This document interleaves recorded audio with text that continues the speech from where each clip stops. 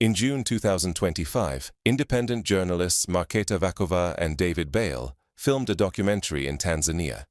The film brought forward a number of testimonies from local underage children and their families.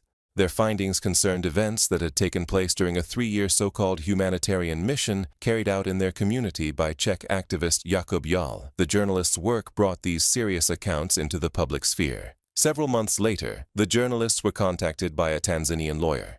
After watching the film, she took on the case of a young girl named Violet. At her invitation, the journalists returned to Tanzania in October 2025 to document the progress of Violet's case. All findings regarding the legal steps taken and the changes in Violet's life were published in another documentary film, Justice for African Children. Around the same time, both journalists received an invitation to meet Pastor Mark Burns during his visit to Rome. The pastor has long taken a personal interest in the case and closely follows how certain media outlets in the Czech Republic continue to report on it. Together, they discuss the current situation in Tanzania and the wider case surrounding Jakub Jahl, whom witnesses and survivors from Tanzania, including Violet, have testified about. Pastor Burns commented on the case with the following words. This is something that the world should not be allowing.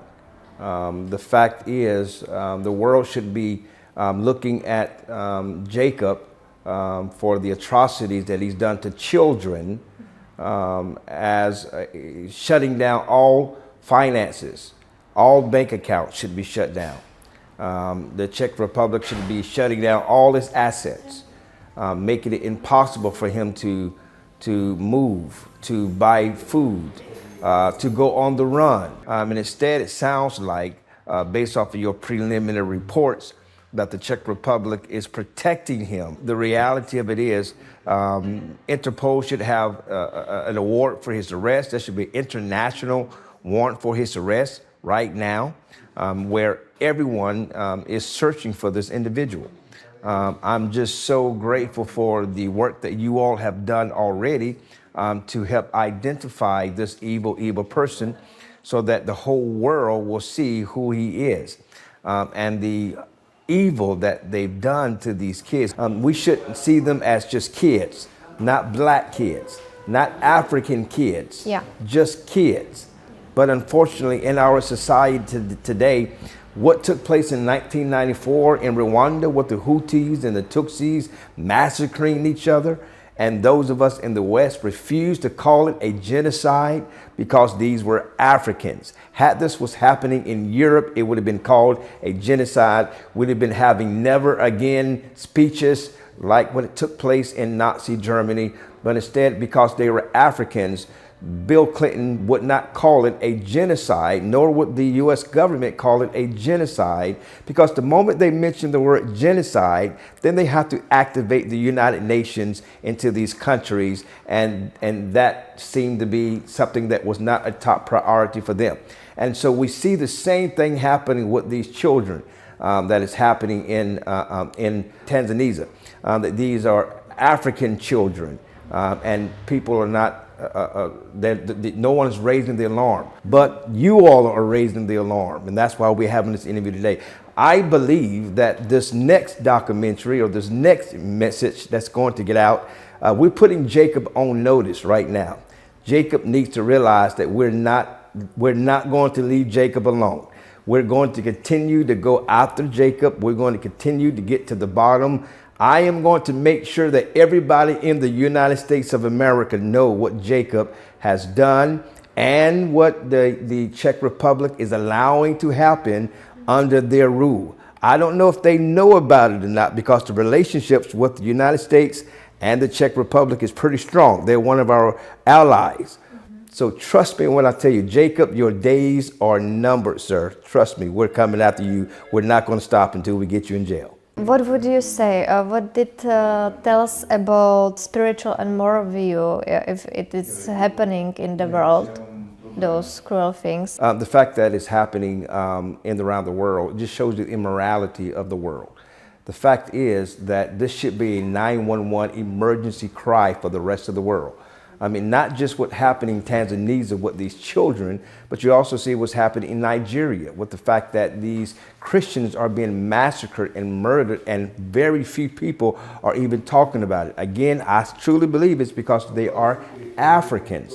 Again, we see what happened in Israel and Gaza. Evil should not be happening.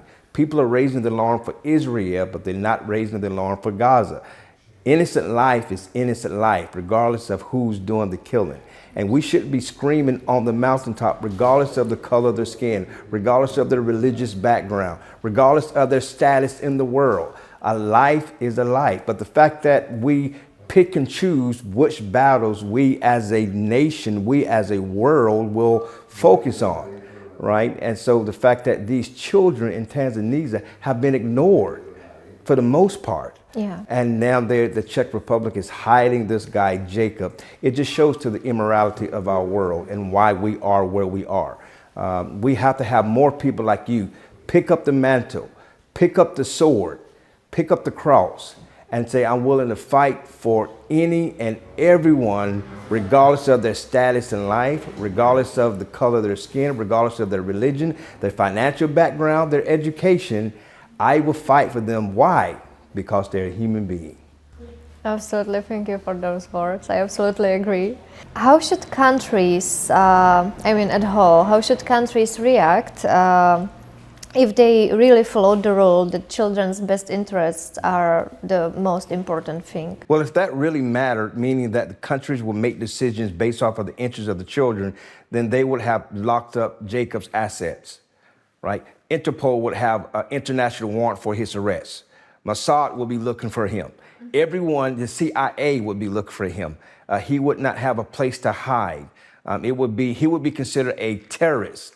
And the resources that is used to go after terrorists around the world should be used to come after Jakub. And by the time I'm done with this interview, that might be the case, Jakub. I want you to know that, because we're taking this thing very seriously. And the fact that there's big money behind it, and people are even attacking you all. They're attacking President Trump. The same people that's attacking President Trump is attacking ALLATRA. The same people that's attacking President Trump is protecting Jakub. This is why we have to make a change. This is why we have to put a stop to this. But the reality of it is, the nation should be reacting like this. You shut down Jakub's assets.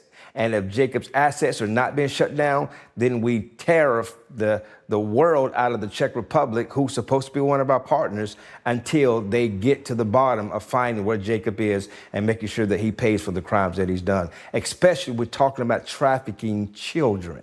I know you work to protect human rights and freedom.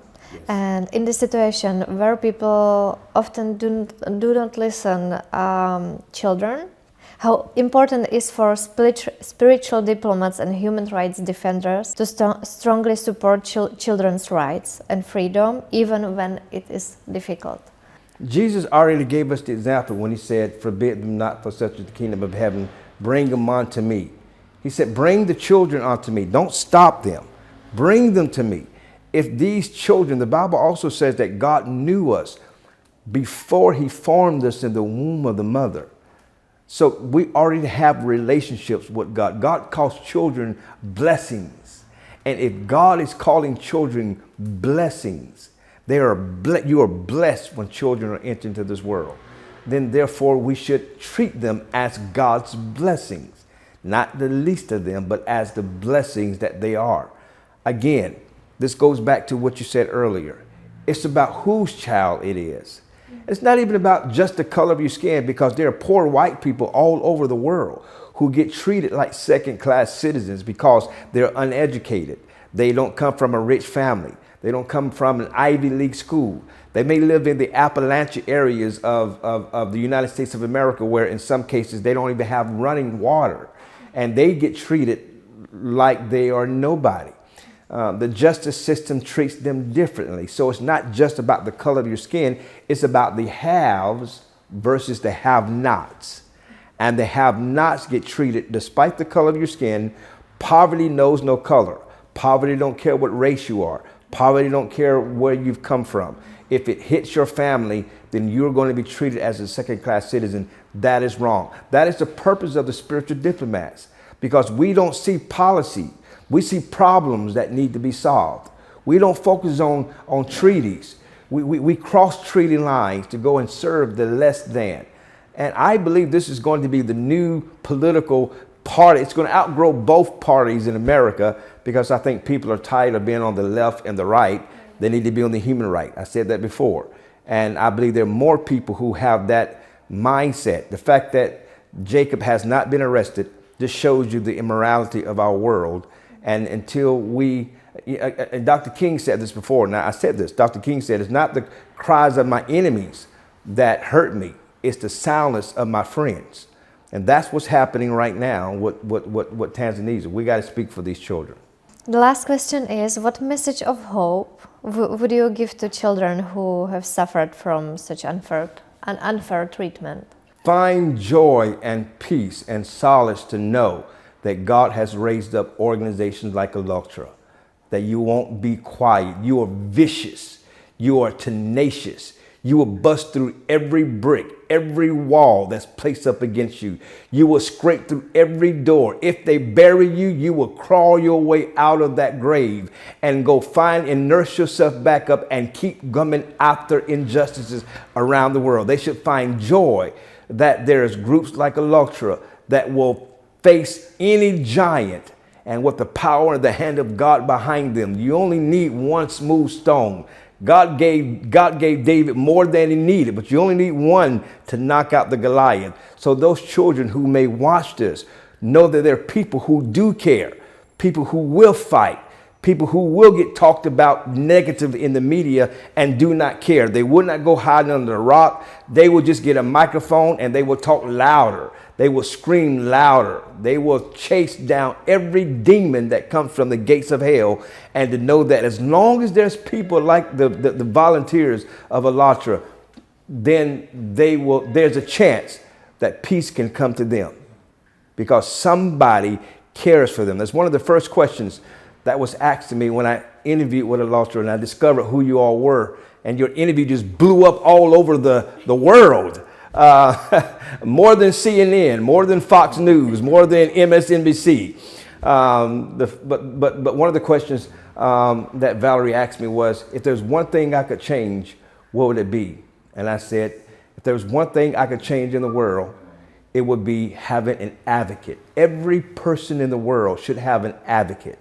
Wow. A person like ALLATRA that will fight for them. That young girl that's in Tanzania that I'm told now is doing better now. She's, because of you all and others that have supported her, she's now learning how to do hair. She's going to launch her own business because of you all. She didn't kill herself.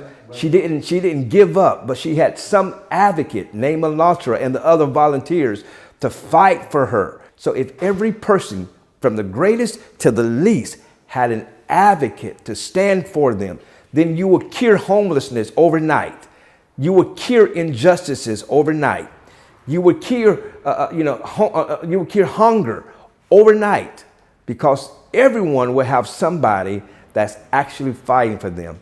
But the enemy knows that he can go and isolate people, especially in rural parts of the world, and try to silence their voices. So that's the hope that I'm speaking to every child that's watching this, to know that there's people out there that care, and we won't stop until you're free. Thank you so much. Thank you so much. It's so beautiful to hear your words, and also I'm remembering the interview with this girl Violet. Yes. And I asked her how she feels now, and she said she thanks to God even for those horrible things, because thanks to them she found people who really care about her. Wow. It was very nice to hear. I of course wish for every child in the world to be protected and be safe. Yes. So thank you so much for your support, for your work. I really appreciate it, and I admire your effort to do good things. Thank you so much. The best is yet to come. We won't stop until they're free.